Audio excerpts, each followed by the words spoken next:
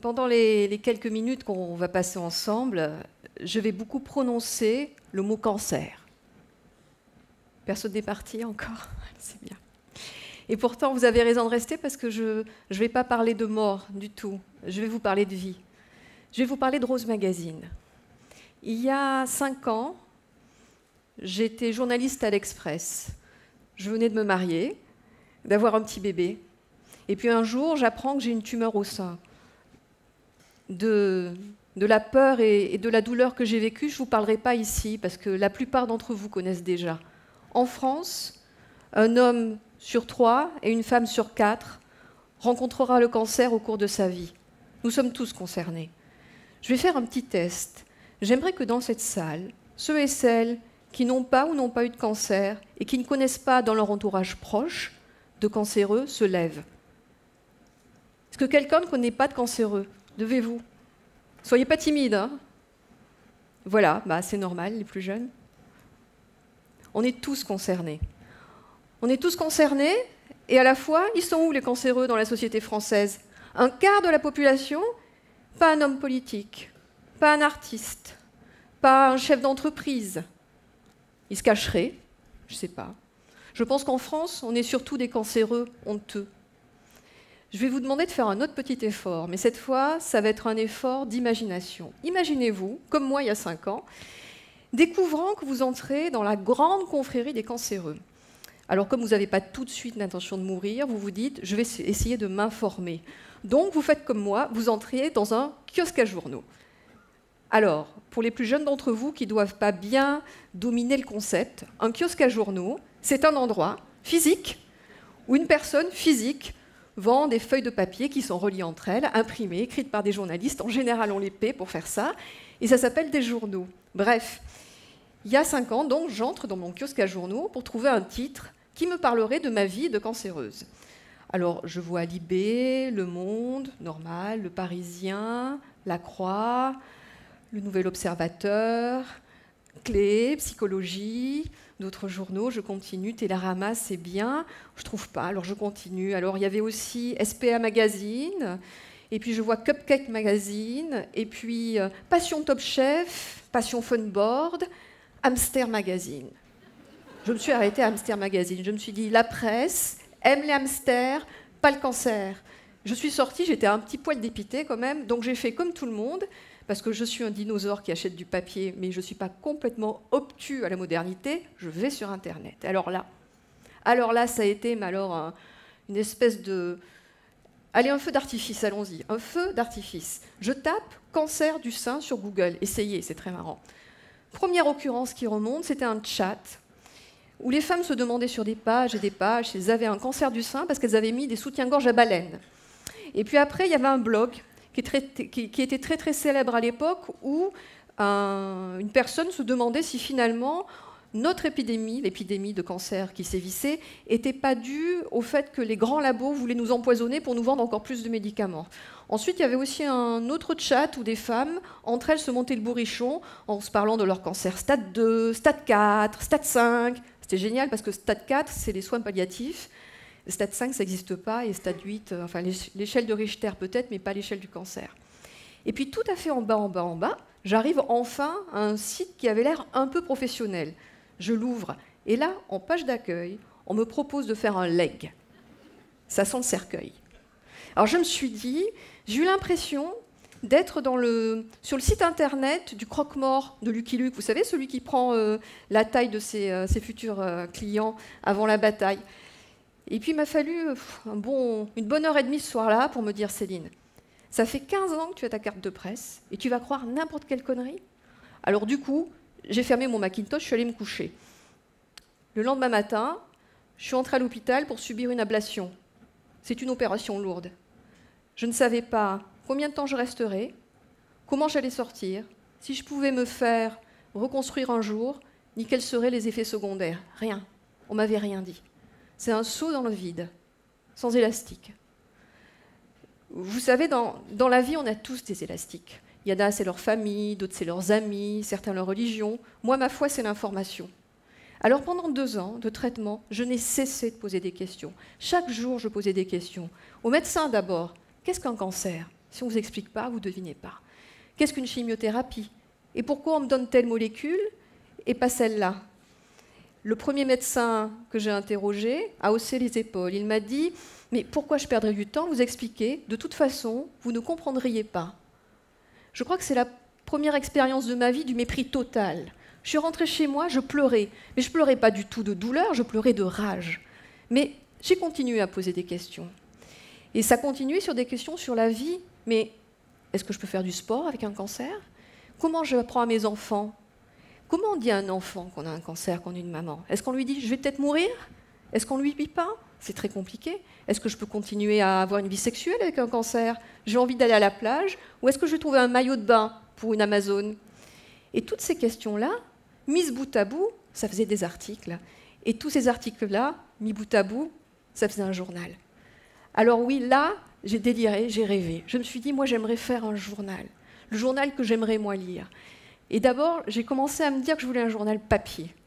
Alors, parce que je suis un dinosaure, vous avez compris, mais surtout parce qu'un journal, c'est de l'information, mais c'est aussi du cœur. Je voulais un compagnon que les femmes, elles puissent mettre dans leur sac pour emmener avec elles à l'hôpital. Et puis, j'ai voulu un journal haut de gamme. Haut de gamme parce que la vie quotidienne d'un malade est tellement laide qu'avoir un peu de beauté, c'est vachement important. Et ce n'est pas du luxe. Et puis, j'ai voulu un journal gratuit. Parce que je me suis dit, on a toutes besoin d'informations, mais les femmes les plus modestes encore plus. Et puis, enfin, j'ai voulu un journal féminin, parce que quand vous êtes une cancéreuse, il n'y a peut-être que vous qui le savez encore, mais vous êtes une femme. Alors voilà, j'ai embarqué une copine qui s'appelle Céline Dupré, qui est la cofondatrice de Rose, et on a décidé qu'ensemble, on allait le faire, ce journal. Alors je vous laisse imaginer la tête des patrons de presse quand, au sortir de la radiothérapie à Pompidou, avec mon teint verdâtre, ma boule à zéro et mes 40 kilos tout habillés, j'ai fait le tour des groupes de presse pour trouver un groupe qui m'aiderait à sortir ce journal. Ah, j'en ai entendu. Hein. J'étais complètement tarée, j'étais folle, féminin, haut de gamme, gratuit, mais ma pauvre dame, personne n'a jamais fait ça, voyons. Il y a même un patron de presse, que je ne nommerai pas, qui m'a dit que si mon projet réussissait, il mangeait son chapeau. Voilà. Alors le projet, il a réussi parce qu'on a sorti Rose Magazine 1, octobre 2011, 180 000 exemplaires. Ils sont partis en 3 jours. Ça a été un raz-de-marée. Dans les hôpitaux, tous les jours, on recevait des centaines d'appels de médecins, de secrétaires qui nous demandaient d'en envoyer plus, qui finalement les photocopiaient parce qu'on leur piquait au fur et à mesure. Et là, c'était extraordinaire, mais on était épuisés à la fin. En novembre 2011, je me suis posée, je me suis dit alors, est-ce que je continue? On avait passé 6 mois à faire ce journal, toute seule. On avait monté une équipe, levé 400 000 € sans un sou de subvention publique. On était vraiment au bout du rouleau. Et puis on a commencé à recevoir les premiers mails. Des dizaines, des centaines, et à la fin des milliers de mails de lectrices sur notre site. Et qu'est-ce qu'ils nous disaient, ces mails? Je vous en lis quelques-uns. J'ai mes antisèches parce que j'y vois pas. Mon oncologue m'a donné votre magazine. J'ai l'impression que chaque article est écrit pour moi. Je prends Rose Magazine avec moi quand je vais à la chimio. Avec Rose, je me sens moins seule. Il m'aide plus que 10 séances de psy. Continuez. Vous nous maintenez en vie, pas en survie. Alors, évidemment, dans ces conditions-là, on n'arrête pas, on continue. On a continué, on en a fait un numéro 2, puis un numéro 3. On vient de sortir le numéro 4. Et peu à peu, presque à notre corps défendant, s'est fait une communauté. La communauté des malades qui en ont assez que ce soit des médecins et des experts de tout poil qui parlent à leur place. La communauté des malades qui en a assez qu'on détourne le regard quand ils passent dans la rue.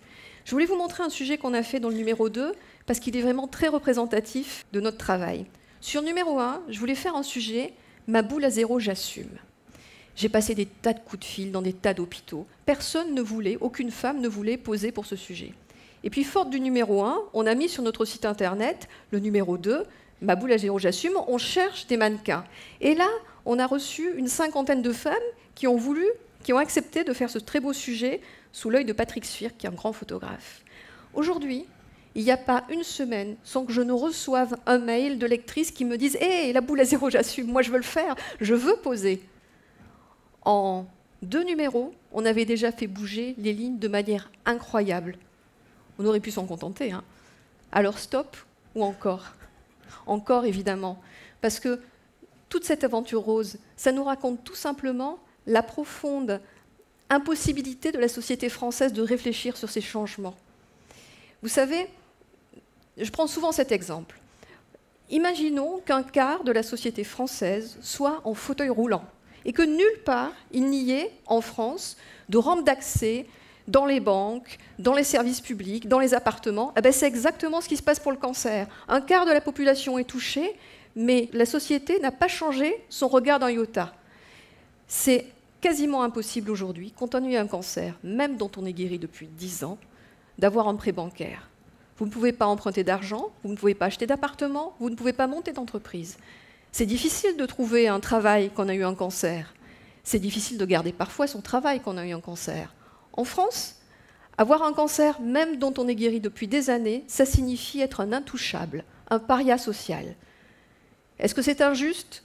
Bah oui, c'est injuste. Mais nous, les cancéreux, on sait que la vie est injuste. Mais pire que ça, c'est stupide. Pourquoi une société investit autant d'argent, des millions et des millions d'euros, vraiment des millions d'euros, en recherche, en médicaments, en hôpitaux, pour sauver des gens à qui finalement on dit, au bout de l'aventure, vous êtes guéri, ben c'est très bien, mais vous restez à la porte de la société, vous n'avez plus votre place. Stop ? Ou encore ? Encore parce que finalement, ce qui se passe avec Rose, c'est un laboratoire. Est-ce qu'on va attendre tranquillement de tous devenir des parias sociaux ? Est-ce qu'on va attendre tranquillement que toute une génération se retrouve à la porte de la société ? Et cette génération, c'est pas de la science-fiction, hein, c'est vous et moi, c'est vos enfants malheureusement, c'est vos femmes, c'est vos maris. Ou alors, est-ce qu'on va faire quelque chose ? Est-ce qu'on va pousser les pouvoirs publics à légiférer ? Est-ce qu'on va obliger les banques à changer leurs règles ? Ensemble, chacun, dans nos milieux, dans nos métiers, on a le pouvoir de faire bouger les choses. Les médias, la banque, les entreprises privées, les entreprises publiques, on a ce pouvoir-là aujourd'hui. Vous savez, je dis toujours qu'en France a une chance fantastique, qu'on ne la mesure pas trop, mais elle est réelle. On est soigné gratuitement. Le monde entier nous envie pour ça. Aujourd'hui, on pourrait être aussi la première société au monde à penser, anticiper et créer les changements de société qui, de toute façon, vont nous tomber dessus. À 2 filles, en 2 ans, on a fait bouger la société avec pas d'argent. Aujourd'hui, avec vous, on pourra aller beaucoup plus loin. Alors, à présent, c'est à vous que je pose cette question, parce qu'aux côtés de Rose, on a besoin d'engagement et de volonté. Donc, je vous pose la question, c'est stop ou c'est encore ? Et si c'est encore, je voudrais que vous vous leviez, parce qu'on a besoin de tout le monde avec nous. Merci.